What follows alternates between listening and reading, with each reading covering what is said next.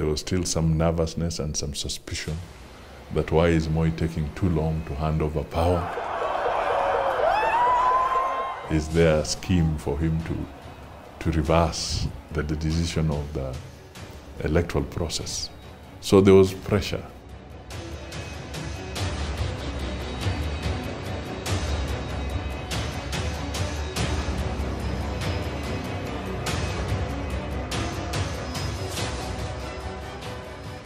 Lakini wale wanaozingatia kuongoza, msiweke Kenya chini. Msiweke msingi wa siasa zenu kwa chuki. A military grand march befitting a departing head of state. That 1st of December 2002 it was.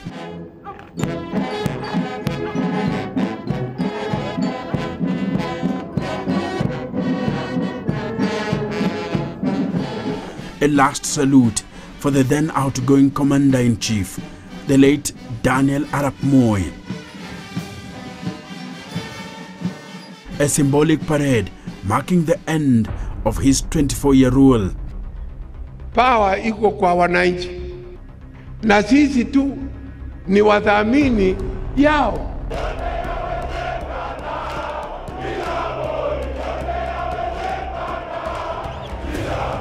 Mimi Mwai Kibaki naapa kwamba nitatenda kazi zangu za urais wa Jamhuri ya Kenya kwa uaminifu. Events of the day watched closely by his then allies. We asked him, do you want us to accompany you to Uhuru Park?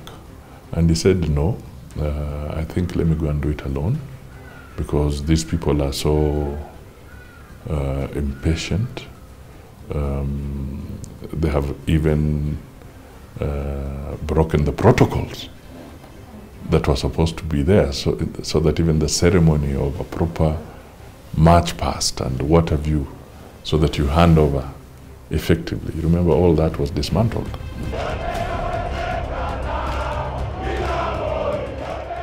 It was a historic moment. Kenyans had never seen this happen. For the first time since independence, the ruling party KANU had been swept out of the highest office on the land, State House. Wengine hawakuamini kwa sababu wanaamini power katika kontinenti la Afrika, kwamba kuna mtu anaweza kuwacha power ya urais. He was clever and intelligent enough to see it coming, the end of KANU coming. A leader of the opposition, Emilio Mwai Kibaki, was going to sit on the throne.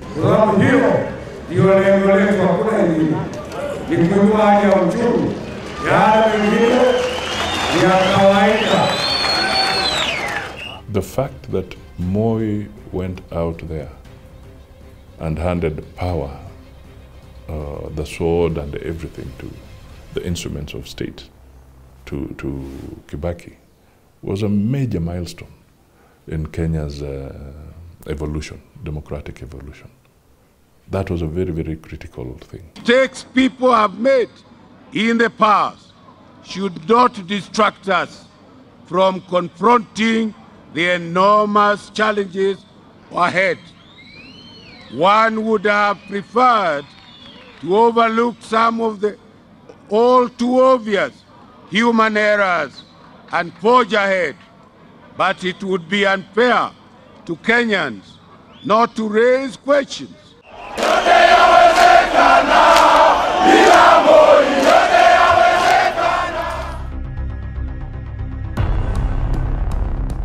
In an election riddled with ironies, the man Moi had drafted to breathe fresh air into KANU, Raila Odinga, had engineered a mass walkout, a split that weakened the once indomitable party and subsequently its candidate Uhuru Kenyatta. Wangeniuliza kama wangekuwa waaminifu kwangu, Rais umetaja kijana huyu, ukitumia mambo gani?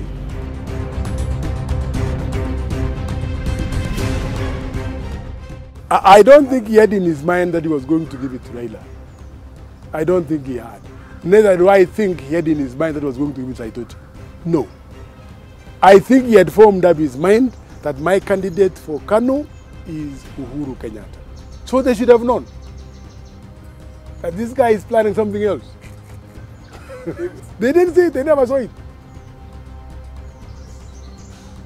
So, I mean, you need to be smart, eh?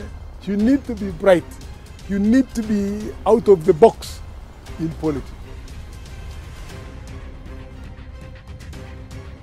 Tutapeleka mswada kwa bunge ya kuangusha serikali na kufanya uchaguzi mara moja. The presidential and parliamentary election results mirrored what was inevitable: Kanu's death. The Kalenjin nation remained in Kanu. And that is why you could see votes of NARC in the whole of Rift Valley, North and South and Central Rift. Those were largely non-Kalenjin.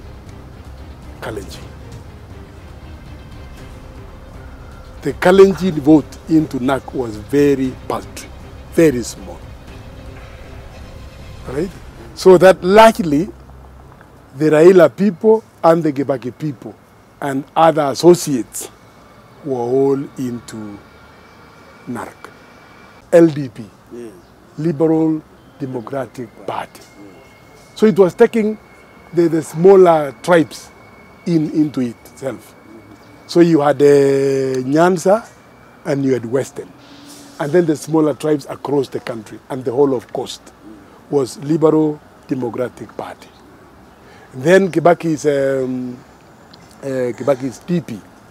Kibaki's DP was taking now what you would call Central Kenya. The Maasais were LDP. You see what I mean? And that is part of South Rift.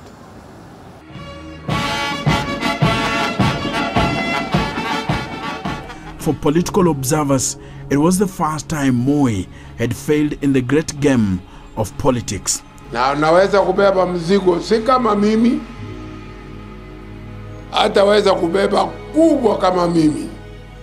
Atabeba kadiri ile anaweza, na kwa usaidizi wetu ataweza kubeba. In a crash succession program, Moi had anointed a young Uhuru Kenyatta his successor, a decision that upset his then allies, among them the late George Saitoti, Kalonzo Musyoka, and Raila Odinga, a group that joined forces with the National Alliance of Kenya, NAK, of Charity Ngilu, the late Wamalo Kijana, and Mwai Kibaki to form the Juggernaut, the National Rainbow Coalition, NAC.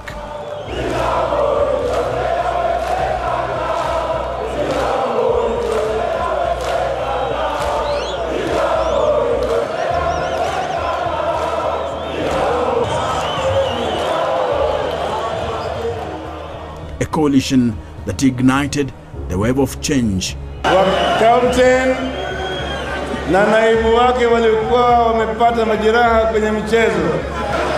Wameingia kwenye kiwanja kama tayari zimeshafunga bao 2 kwa yai. President Kibaki's victory in racing terms would be classified as a dead certainty.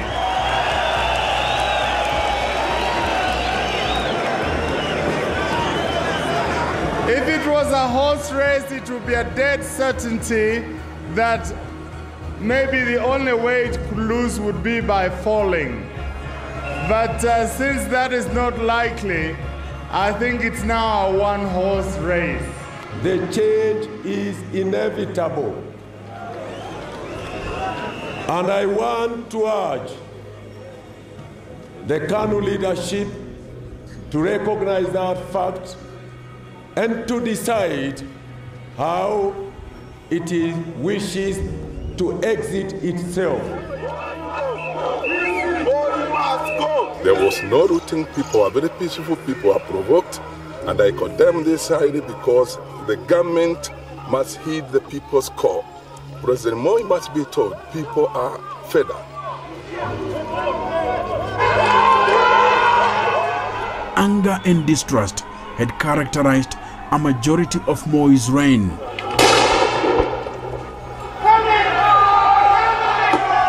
By the year 2002, Moi was deeply unpopular, and that was transferred to his party KANU and his chosen one, Uhuru Kenyatta. We shall forgive him, but we shall not forget, because we are all carrying scars of bad leadership that Moi has inflicted on Kenyans. Tunapigana na corruption, na tukipigana na corruption kwa bidii na kupitisha masheria yayo yanahitajika, basi tutapata msaada. The country was suffering economically, and continuing with KANU was not resonating well with many Kenyans. Anything that Moi did was simply to tether our society into third blindness, backwardness, and he was able to rule this nation for 25 years. Let me tell you, he was not pushed out. He decided when to go, with whom, and what. And they never saw it to this day. The man just took helicopters and went home. At the back of his mind, unless he was thinking very differently, he must have known that eventually KANU will be out of power. And in Africa, an independence party that is gone out of power to try and make a comeback is an uphill task. If you study what is happening in Africa, once a party has been in power, an independence party has lost power. It's very difficult for it to regain power. Daniel Toroitich Arap Moi is one of those people that Kenyatta laid hands on for him to lead this nation. With one promise, please don't ever forget us as this family. And today, we can say this. And I'm saying I'm from the Kasin tribes of the mountain Kenya, without shame, that Daniel Moi trying to get a successor elsewhere, but it was not possible because of the old promises, 1971. And the old men of the Gikuyus know what I'm talking about. And this is why he goes to Mamangena to find out whether it will be possible to get one of the sons. Mimi, Daniel Toroitich Arap Moi, naapa kwamba nitakuwa mwaminifu kwa Jamhuri ya Kenya na kuitumikia kwa moyo wangu. It was in 1978 when Daniel Arap Moi took over the leadership of the country.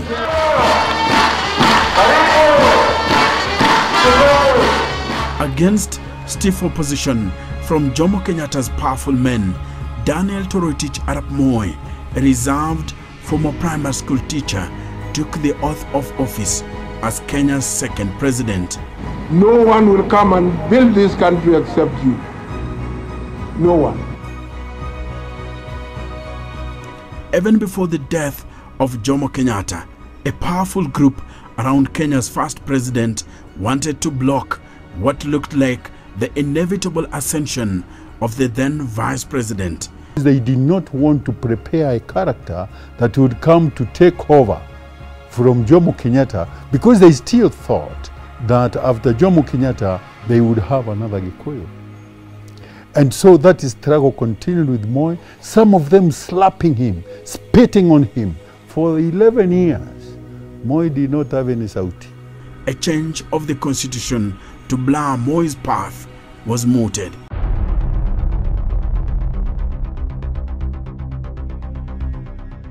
From within the presidential inner circle, Charles Njonjo reappeared, wielding a political weapon. Kenyatta and Njonjo nipped it themselves.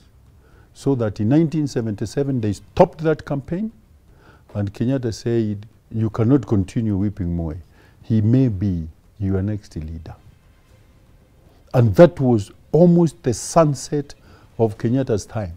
His ultimate goal was Moi becoming the president of Kenya after Kenyatta. He successfully pushed for the retention of the dictates of the Constitution on matters presidential succession. Jonjo, through sheer will and craftiness, saw the spirit and letter of the then Constitution invoked the same day Jomo Kenyatta breathed his last.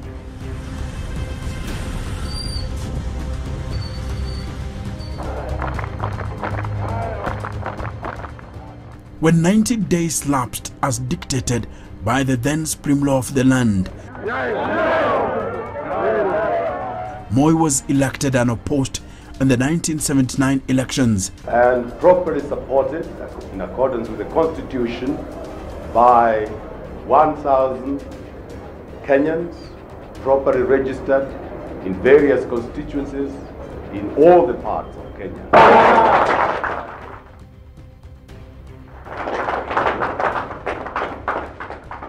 And confirmed Kenya's second commander-in-chief of the armed forces. Nyayo! Nyayo! Nyayo! Nyayo! Moi will be ridiculed and labeled a passing cloud by a group called Kiambu Mafia. What is needed in Kenya today is stability. When I call upon foreign investors, I'm equally calling upon local investors to invest. Wananchi waliwachakua ili muweke maneno yao, vitendo vyao, matakwa yao mbele, kwa sababu nyinyi ndio mlionichakua. They wanted Moi's presidency to be as short as possible. Unfortunately for them, Moi kept winning, and it was a sign of what was to come. Brutal, scheming, anything goes. And the Kenyans appear like they must be oppressed to be led well. And the way they look is that they do not trust honest people. Moi discovered that. They do not trust polite and humble leaders. Moi discovered that. They do not trust any godly man because they think that even godly people are a mess all over. Moi discovered that. They do not trust that a poor man can have wisdom. They don't. Moi discovered that. But Moi wanted Kenyatta masses on his side, so he coined a slogan, Nyayo.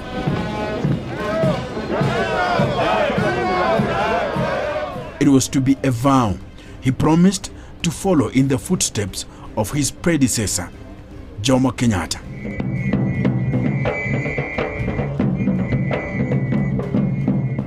However, Moi slowly shifted the content of his philosophy to suit his own style and political events of the time. Moi's way of running government was eventually he made the final decision himself. Moi was a very well-informed president.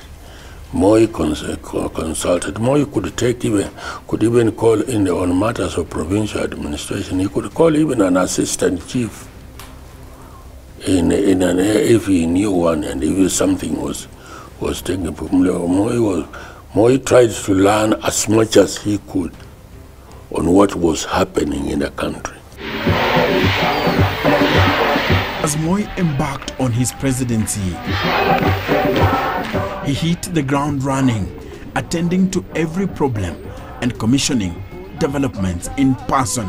And from one region to another, Moi cultivated his growing popularity, making development his top agenda.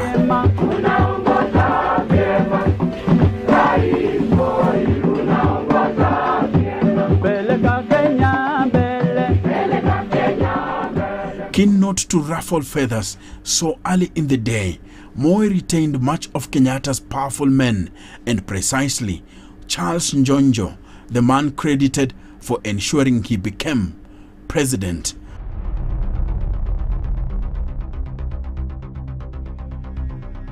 Also at the heart of Moi's early cabinet was long-serving Laikipia politician, the late Gigi Kariuki, and the man who would later succeed him as president, Emilio Mwai Kibaki. Kibaki served as vice president.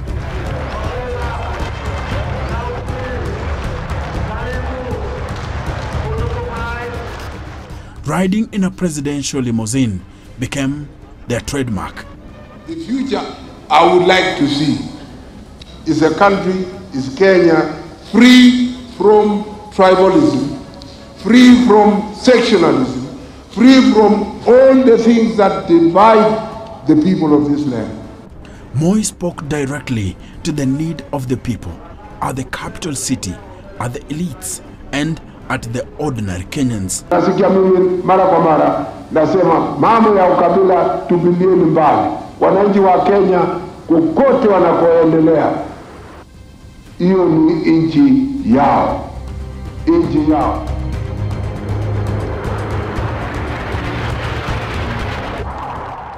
But then, disgruntled servicemen from the Kenya Air Force staged a coup attempt.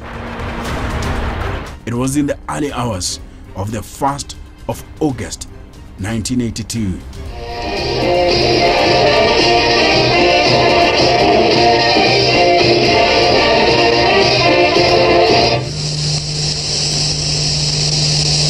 This is the voice of Kenya, Nairobi. Time now is 12 minutes past 6. They took control of the Voice of Kenya, VOK, forcing veteran journalist Leonard Mambo Motela to announce that Moi had been dethroned. There should be no movement of persons or vehicles from one place to another. The police should now assume their role of civilian until further notice. But the Air Force men would meet a heavy hand of loyal soldiers led by Brigadier Mahmoud Mohammed. A shaken Moi would address the nation, assuring Kenyans that he was still in charge.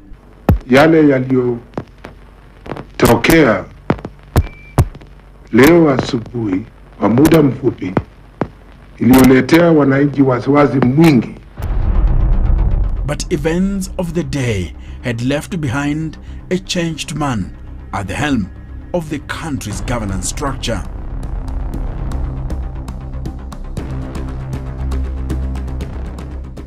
In 1982 coup changed Moi's strategy completely because it rearranged his priorities.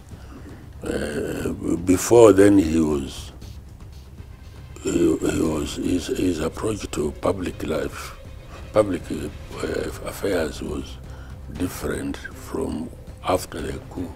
Because after the coup, he realized that he had enemies within, so he had to try and reorganize the government to his own liking and his own way of doing things.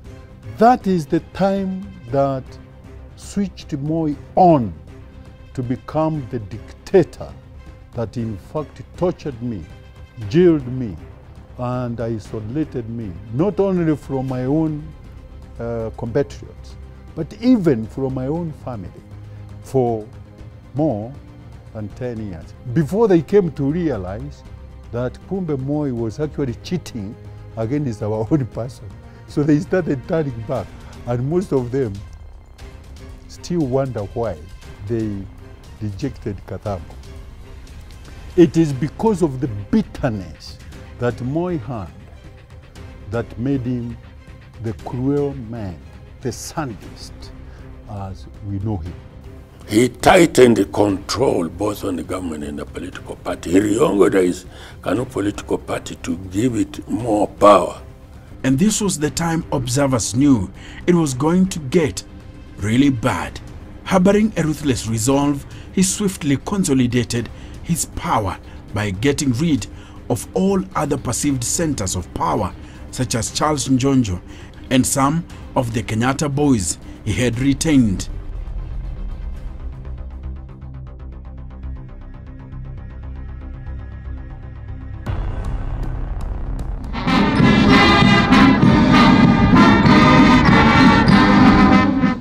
Moi decided to create his own inner circle, dominated by men from his own Kalenjin community.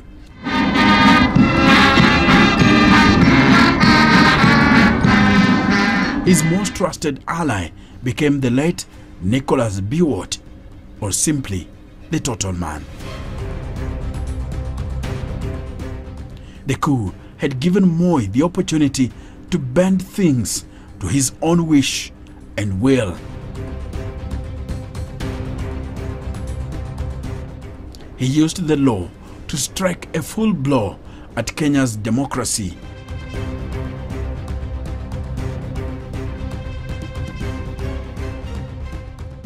He made security and intelligence gathering a pillar of his presidency and his own survival.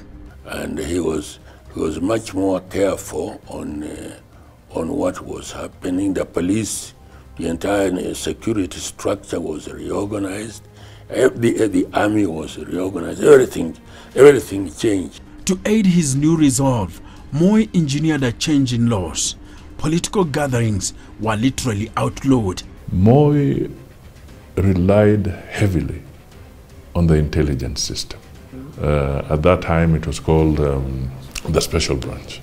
Moi relied very heavily on this system to help him make his decisions. First of all, he was a very early riser. Moi would be up at about 5 in the morning, and he would have his very early meetings with his security chiefs from about 5:30, 6 a.m. in the morning.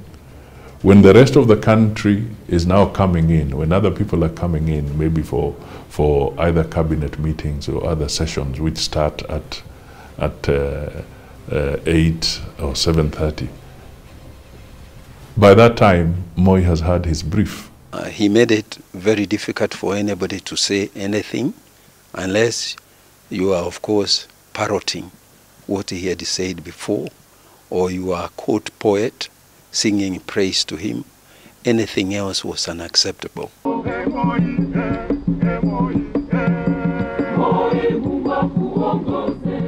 He changed the rules of the great political game, choking other parties. A contentious Section 2A was inserted into the Constitution in a record one day, making Kenya a one-party state. Kenya simply became a police state.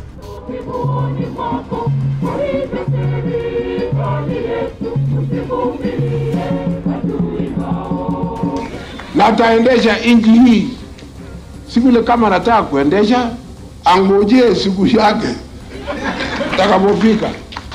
Lakini liloko kwangu ni kwamba tuende mbele na msingi wetu ni Mwenyezi Mungu. The disciplinary committee, led by the then ruthless David Okiki Amayo, became Moi's hammer against dissidents. At this time, Moi was ruling with the proverbial iron fist. Any dissent was ruthlessly dealt with. Arrests, detention without trial, and torture became characteristic of the Moi reign. Few dared to oppose his rule as detention laws had been enacted. It was a very difficult time. Of course, there were those arrests. If I give my personal experience, I was arrested so many times, I had so many cases. I don't know which part of the country where I had not been taken to court or taken into a prison or a police station. So it was constant. In my offices, you know, because I used to I used to have a legal practice. I'll be working and a policeman is standing in my office or sitting at the door, you know, grabbed a chair and sat at the door. Not talking, just telling you continue with your work. And they stood there watching every little movement that one was making. So it was not an easy time.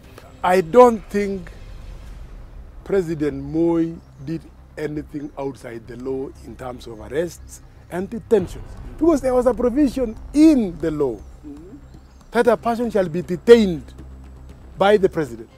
It was in the law.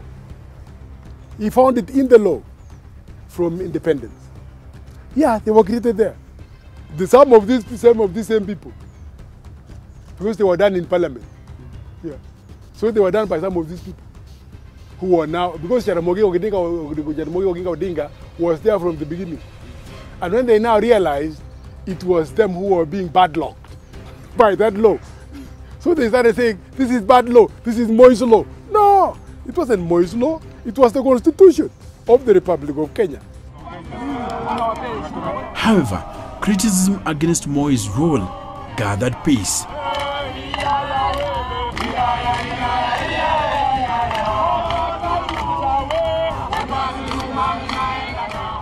They came from quarters Kanu and Moi never expected.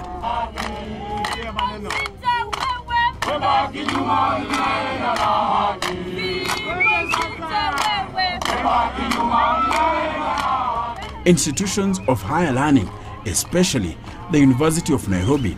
The meeting is not there. The PC is not elected by anybody. Whatever is here you see by one person. Whatever you see here is illegal. Yes. It has been declared by the Provincial Security Committee as illegal. Students and lecturers were on the forefront, pushing for change.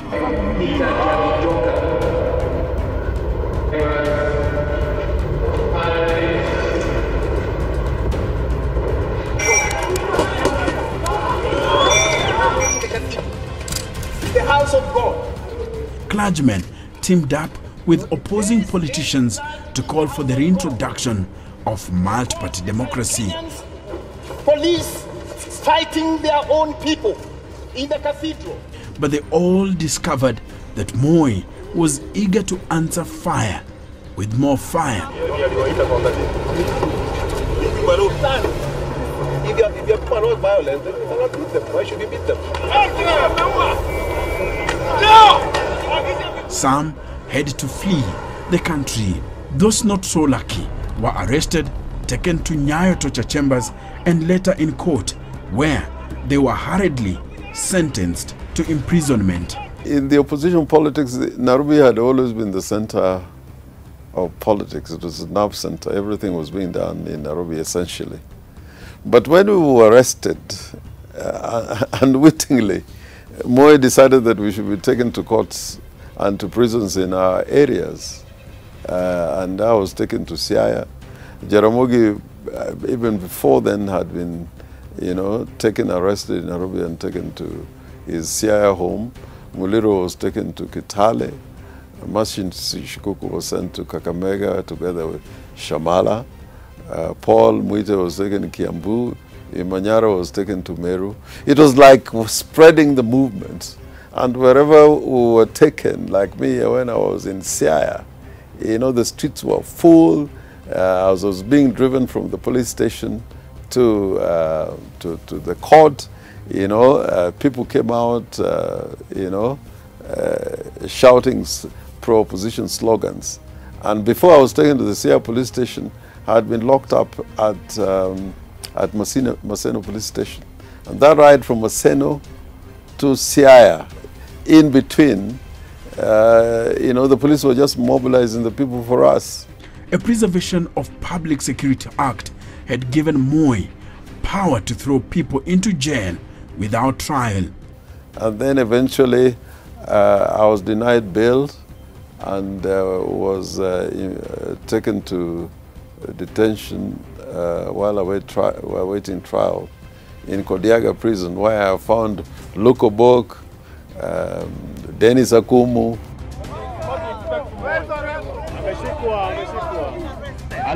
But as suppression became severe, the glamour for change only became louder. Where are you going now? Now we are going to regroup and strategize because we want to address the people. The 1988 Mlolongo elections poured fuel on the push for change. I wish with humility to urge you to be loyal and patriotic to your motherland. In 1984, when I sensed what was going on, and we could see the changes that have begun to set in, that was the right moment we should have resigned. Some Kano stalwarts began to defect.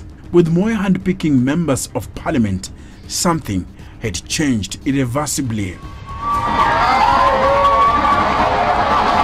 It catalyzed the pressure for change. It gave it an impetus. It gave it more fuel, so that more people were saying, if you can see really a long line being declared the loser, and the small line, the short line, being declared the winner, there is really something wrong in our political spectrum. We need to change it so that it is the majority that takes the day. The man to embody the resentment that greeted the 1988 Mlolongo elections was the late Kenneth Njindo Matiba. The then powerful minister was removed from his position as Kanu chairman for Kiharu constituency. The Mlolongo elections, overseen by then powerful Kanu personalities that included Bruden Abwera, David Okike Amayo, and loyalist Stephen Kalonzo Musyoka. It marked the end of the game in Kano for Matiba. He resigned from cabinet. He was then expelled from Kano, and that meant he lost his Kiharu parliamentary seat. The assassination of then Foreign Affairs Minister Robert Oko and that of clergyman Alexander Muge only served to increase voices against the Moi regime.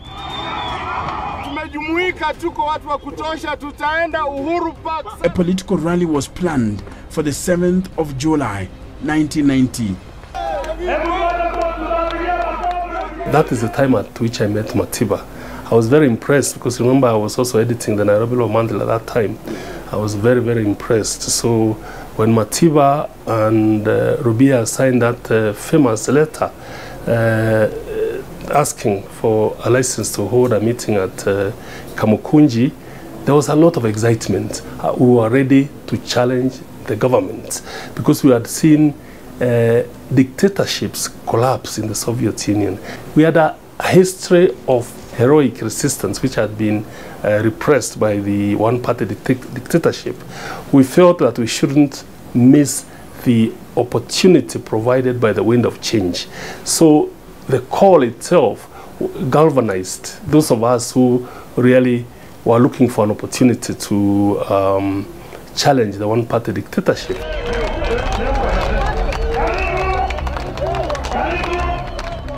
It was meant to send a message to the government. We decided that we had to go Kamkunji. First of all, to give people courage, because at that time, you know, to appear in a rally which had been declared illegal, and with that kind of security detail mounted to ensure that people don't take part in the meeting. We were sure, you know, that, you know, a lot of leaders will not turn up or many people will not turn up. But yet, out there, people were clamoring, they'd come out.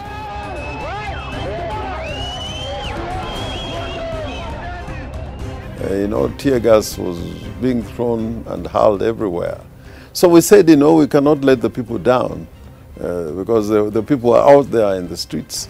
So we said, we must join them. And we said, okay, well, let's get into this pickup.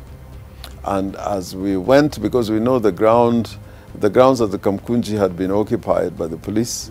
So as we went through the Kaloleni, Bama, Majengo, California area, we said, you know, we must see the people, show the people that we had actually gotten into the area, if not to Kamkunji itself. But all of us, knew we were going to be arrested. And you know, if you see the photograph of Martin Shikuku, he was wearing some kind of a jacket, and I was wearing a sweater. Muliro, of course, would dress formally. He was in a suit. But all of us decided in the previous meeting we had that we must dress warmly because we were sure we were going to end up in a prison or a police cell. I was arrested on the 4th, I think the same day that Matiba was arrested. I had gone to State House Primary School to pick my children, and I noticed the cars that were following. There was, standard 1, I think, and 2. And I remember me telling them to, I jotted down the number plates of the cars that was following me. And I was living in Gomo Estate. I told them that mark those cars, because if we don't get home, whoever it is, just give them the details of the car, because I was sure I was going to be arrested. So I drove with these people following me to Gomo Estate. They surrounded the estate. It was not my first arrest. It must have been the 10th, 15th. So I had this sweater always at the ready just in case they come. So I wore it, and I opened the door, and when they saw me, of course, they were very hungry. So they threw me into the back of Pujo 504, and as I drove off, they stopped on the road and really beat me up. They were very angry because I had kept them, I had hidden, and I'd got all this media that had recorded my arrest. So they really beat me up, and then took me to Nairobi area, traffic headquarters. I never knew there were cells there, but below there are cells, and that's when I learned that Matiba had been there. Moi knew he was fighting a losing battle and decided to do what many least expected. Wengine wanataka kuangusha serikali yako wakiwa watumishi wa serikali, kuharibu pesa.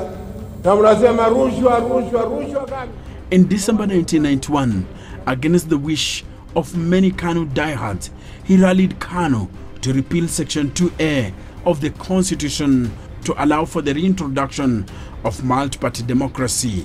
Ili tuone hawa walio katika siasa, wale walio watumishi wa serikali, sisi tuseme kwamba tufungue, tuondoe ile section ya katiba ya Kenya ya 2A. Some believe that everything that happened on that day had been planned.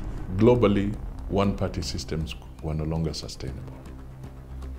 Issues of aid being frozen was now biting. The situation was becoming very difficult for Kenya. And the opposition was gaining more sympathy from the international community and even from the Kenyans themselves, who are feeling the pinch of hard economic times. So clearly, out there, one could see that the mood was for multi-partyism. But because Moi was a very dominant president, and he literally controlled KANU, people were scared of speaking out fully. So even that conference at Kasarani, people had been choreographed to say that we should remain a one-party state. He read his speech, the first pages. When he now reached that one, he now said, mimi yale ambao ninayaona mbele ni kali kuliko tunayoona hapa. So lazima tujiokoe kwa yale ambayo yanatukujia. Kwa sababu ninawahurumia, mama nawahurumia, wazee nawahurumia, vijana wa university, wa secondary school, wa primary schools wako na mimi, na sitaki hata moja awawe au aumie. Tufungue section hiyo, Na mnauliza nyinyi nyote kukaa na mimi tuende barabara yetu tukiwa KANU pamoja. We knew that people would be saying that, but at some stage Moi was going to turn around. So that the presentation would have been that he, as Moi, has seen the future, has seen that multipartyism, whatever, and he came out and said, I must save you as a country. I know you love me, I know you love KANU, I know you love that, but the world has changed. What comes out of your lips, played by the tongue, is the product of your heart. I think and I'm convinced I was around the man, I was with the man. Moi was sincere in saying, I have accepted that change. If he wasn't sincere in the years that followed, he wouldn't even have allowed, he would have even interfered with the amendment of the Constitution. But he allowed the National Assembly to amend as was agreed by the national organ of the party, KANU, at that time. Yeah, so somebody was only trying to take away the change. That change ni yetu, si ya Moi. It was just some cheap game of trying to snatch away what the man had done.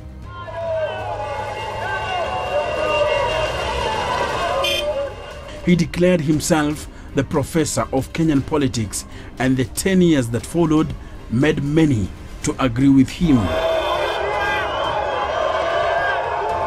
As the opposition went on celebrating the coming back of multi-party democracy, Moi resorted to his chambers to draft a plan that will see KANU remain in power. If you know I have made some contribution or I have played my part in contributing towards the development of Kenya, vote for me. The wave of change had galvanized the country under the opposition outfit, Forum for Restoration of Democracy, FORD. But Moi still had tricks in his bag. Every status quo situation, it uses a method that will scatter the opposition. How do you do it? You study to say the guys in this party are who and who. What are their unique, what is unique about each one of them? And then you use that uniqueness and the temperaments of each individual. You use that, or the temperament of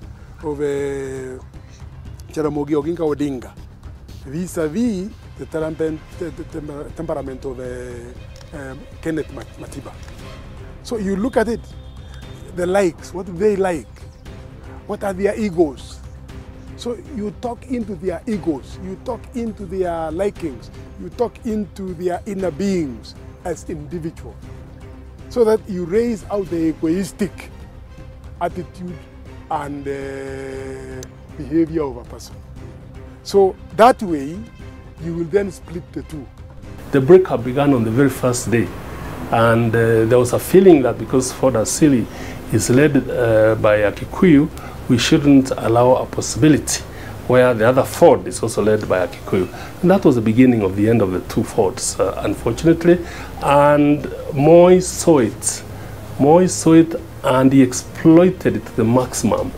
The special branch was now well aware of the discussions and the divisions that were emerging from Ford. So quite a number of them traveled to the United Kingdom and told Matiba that, you know, this is your chance. And secondly, you know, they told him that, you know, if he did not take his chance, then Mwai Kibaki was going to eclipse him. And the man who is leading Ford is Jaramogi Oginga Odinga. Jaramogi Odinga is slightly older than Kenneth Matiba. So you put into the head of Kenneth Matiba that it is time for Jaramogi Oginga Odinga to go where? Go home. So when he's coming, I'm younger and he's old and he has had his time. He needs to go away. So that's what was done. Kenneth Matiba was given that impression just by some statements. And then when he came, he had a very good reception at the airport, our president. Now, when he saw that reception, everybody said, by the way, he's moved by the ground. Even when he came back, Matiba was still willing to talk to Jaramogi. I think in his heart, he was well aware that for the opposition to win, you needed to rally behind one political party and one candidate. And some of us who visited Matiba at that time in London, and I was in London at the time, off and on, and his commitment to having Jaramogi Oginga Odinga leading the opposition movement was undoubted. But then there was these elements. The first thing he did when he now landed in Ford was a big quarrel with Jaramogi Odinga. So he got into it. He got into the trap. And that trap caused a split in Ford. Then you ended up having Ford Kenya, and then you now ended up having Ford Asili. Now Ford Kenya says, we are the first one, so we are the ones who are known in Kenya. So they call themselves Ford Kenya. Matiba said, I'm Asili. I think he was financing Ford all the time from the beginning. So he said, Mimi ni Asili. So he said, Ford Asili. Not long from there, then we got Ford people.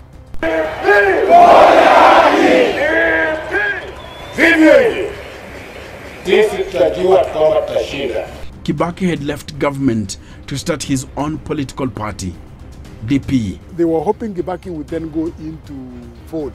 But when it now split, it now became Kibaki DP.